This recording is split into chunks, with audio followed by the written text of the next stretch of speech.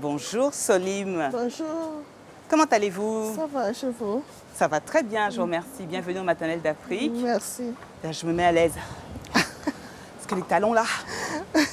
Alors Solim, ça veut dire quoi? C'est un beau prénom ça. Ça veut dire amour. Ça veut dire amour Oui, un pays kabyle. en pays kabyle. Donc là, Oui, je vous vois là, vous avez l'air seul, mais en fait, vous n'êtes pas seul, vous êtes habité. bien Vous êtes sûr. habité, il y a un petit, Je porte une petite merveille. une petite merveille hein, Oui, est-ce qu'elle paye un bail au moins à l'intérieur là? Vous êtes enceinte, c'est ça? oui. Enceinte de combien de mois?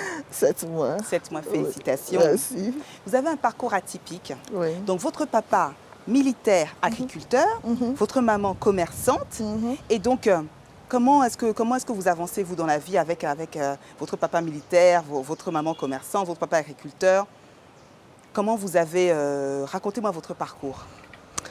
Je dirais que j'ai pris ma passion dès la tendre enfance avec mon papa qui était agriculteur, militaire, mais agriculteur.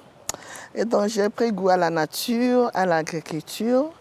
Et après mes études, je me suis dit, ben, je ne peux rien faire d'autre que l'agriculture et la transformation. Et bien que je sois secrétaire de direction de formation, mais je ne me sentais pas à l'aise dans ce domaine. C'est ce qui m'a poussée dans l'entrepreneuriat agricole.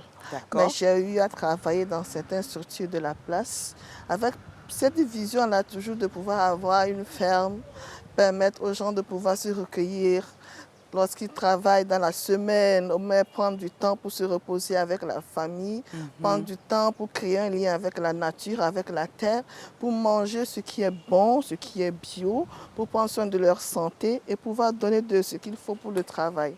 En parlant de prendre soin de sa santé, Oui. j'ai vu en préparant l'émission, vous parliez en fait que vous ne pouviez pas consommer trop de sel à cause de l'hypertension. Oui. Et donc, ça vous a emmené à aller vers quoi? En fait, j'ai été diagnostiquée hypertendue D'accord. en 2015. Mhm. Et je me rappelle que ma grand-mère utilisait un ingrédient naturel, transformé, produit à base des éléments naturels à la place du sel. Et j'ai commencé à consommer, ça me faisait tellement du bien.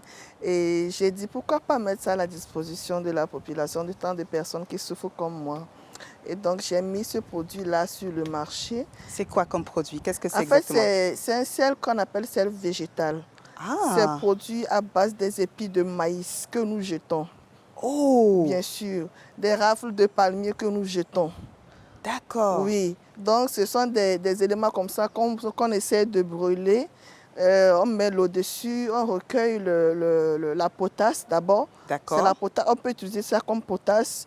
On prépare après évaporation, on obtient un élément blanc, c'est comme le sel, mais qui contient beaucoup plus de potasse que du sodium. Ok, Et les personnes hyper étendues l'utilisent. d'accord, mais c'est Oui, formidable oui. ça. Et vous faites aussi, j'ai cru comprendre que vous commercialisiez des fruits séchés? Bien sûr, je commercialise les fruits séchés. Je suis née à Lomé, mais Oui, j'ai grandi beaucoup plus à Sokodé. Et à d'accord. Sokodé, nous avons beaucoup de mangues qui pourrissent. Sokodé, c'est le nord du C'est le Togo. nord du Togo. Oui. Voilà. Donc je me suis dit, ben, la mangue, c'est un fruit que j'aime tellement, Ah oui, mais qui nous est aussi. saisonnier. Il faut quand même trouver une solution pour pouvoir la garder, pouvoir consommer quand je veux, au moment où je veux. Et donc j'essaie de faire des recherches. Je dis, bon, je peux quand même sécher avec un petit déshydrateur. Et c'est comme ça que je me suis lancée dans le séchage des fruits. D'abord pour moi-même, parce que je voulais quand même avoir ce fruit à ma disposition. Oui, Et après, je me suis dit, ben, il faut valoriser ce produit-là, ce fruit que les paysans jettent. Et puis, il y a une chose qui m'a marquée. oui. J'ai rencontré un agriculteur, en fait, qui avait un verger de manguiers, et D'accord. qui un jour a décidé de couper tous ses arbres parce qu'il n'avait pas de preneur et que les femmes qui venaient chercher le mangue n'achetaient pas au bon prix. Ah, Il a décidé de couper les arbres, faire du maïs, faire du mil et tout ça.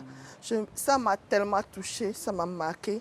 Parce que pour moi, couper ces arbres, c'est comme si couper une partie de moi. J'aime trop ce qui est naturel, j'aime trop la nature. vous le dites, c'est Et couper je la lui ai vie, dit, hein. Couper les arbres, c'est oui, couper la vie. exactement. Bien Et je sûr. lui ai dit, ne coupe pas tes arbres, j'ai un projet, nous allons travailler ensemble.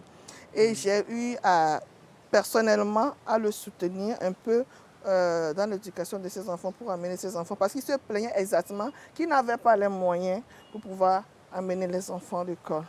Je lui ai dit le peu de moyens que j'ai, je ne peux pas tout faire, quand même je vais faire quelque chose pour t'encourager à garder tes vergers là parce que ça nous fera ensemble du bien. Et c'est comme ça que j'ai encouragé ce monsieur-là à garder ce verger-là. Et ça m'a encore poussé à rechercher des marchés, à essayer de valoriser ce produit-là. Et c'est comme ça que je me suis lancée dans la production des fruits séchés, des mangues séchées d'abord. Oui. Et j'ai associé les ananas séchés, les papayes séchées et tout ce qui est fruits séchés. C'est formidable. Quelle belle valorisation des produits locaux. C'est ce que nous aimons faire aussi dans notre rubrique Miam Miam. Et donc, avec tout ça, là, c'est que vous avez du personnel. Bien sûr, j'ai du personnel. Alors, vous employez combien de personnes? J'ai actuellement, ça varie. Oui. Selon les saisons, selon les fruits. Mais nous sommes une 14aine de personnes. Il y a les permanents, les permanents sont une dizaine. Oui. Ils sont beaucoup plus des femmes. D'accord. Les femmes sont beaucoup plus à la production et les hommes sont beaucoup plus au niveau du séchage. D'accord. Oui. Et il y a puis le personnel administratif aussi. Eh bien, ça fait du monde tout ça. Ah oui. Donc, il faut gérer tout ce monde. Et puis, vous êtes maman. Bien sûr, je suis maman. Alors, avant que je naisse cette petite merveille dans mon ventre, j'ai 2 filles avec moi, une qui a 18 ans, une qui a 14 ans. Comment s'appelle-t-elle? Il y a la première qui s'appelle Aimée. Oui. Et puis la deuxième qui s'appelle Efata. Ah, oui. Mais alors, comment vous arrivez à gérer à la fois cette entreprise, ces beaux projets que vous avez et l'éducation de vos enfants? J'avoue qu'au début, ça n'a pas été facile pour moi parce que il faut dire qu'en tant que femme africaine, quand vous commencez par entreprendre, vous n'avez pas le soutien de votre mari. C'est ça. Oui, moi j'ai fait un sondage, 80% c'est ça. Mais quand il sent que vous êtes déterminé, il sent que c'est une passion pour vous, il sent que sans ça, vous ne pouvez rien faire, alors il vous soutient. Et donc, je dirais qu'aujourd'hui, j'ai beaucoup le soutien de mon mari, qui parfois même est devenu mon livreur et mon chauffeur. C'est vrai? C'est votre salarié, quoi. Oui, il est mon salarié. Donc, parfois, j'ai des activités et quand je suis en production, je peux aller jusqu'à 20h, 21h, il me comprend. Il vient me chercher à la maison. Mais le matin, j'essaye de préparer. Quand je sais que j'ai du travail, quand même, il faut prendre soin de la famille. Oui. C'est ça. Donc, j'essaie de ménager le programme, qu'est-ce qu'ils doivent manger le soir, à midi, quand ils viennent le soir et tout. Il sent que je prends soin de la famille. Je fais ce qu'il faut à la maison. Donc, avant de sortir. Il n'est pas frustré à la maison. Il n'est pas frustré à la maison. Voilà, c'est ça. Même si parfois il est frustré si je dois sortir, surtout si je dois voyager. Donc, alors justement, comment ça se passe quand vous devez voyager? Quand je dois voyager, je me rappelle quand je devais faire mon premier voyage à Dakar, puisque je suis aussi Yali. Donc, oui, il n'a pas accepté. Donc, j'ai fait un peu de forcing. Et puis, je suis partie. Mais quand je suis allée, j'ai essayé d'envoyer des petits mots. Quand je me réveille, qu'est-ce que tu as mangé? Qu'est-ce que les... Voilà. Je suis encore là, quoi. Je suis là pour toi, ne t'inquiète pas. Je suis là pour toi, ne t'inquiète pas. Donc, j'ai essayé de le préparer avant de revenir. C'est ce que j'essaie de faire, de joindre mon activité professionnelle et puis la vie familiale aussi. Solim, merci beaucoup, merci. Alors vous savez, j'aime beaucoup cette rubrique, elles l'ont fait. J'aime recevoir des femmes comme ça, qui arrivent à entreprendre, qui font ce qu'elles aiment. Et là, ce qui est encore plus fort avec vous, c'est que vous valorisez les produits de chez nous.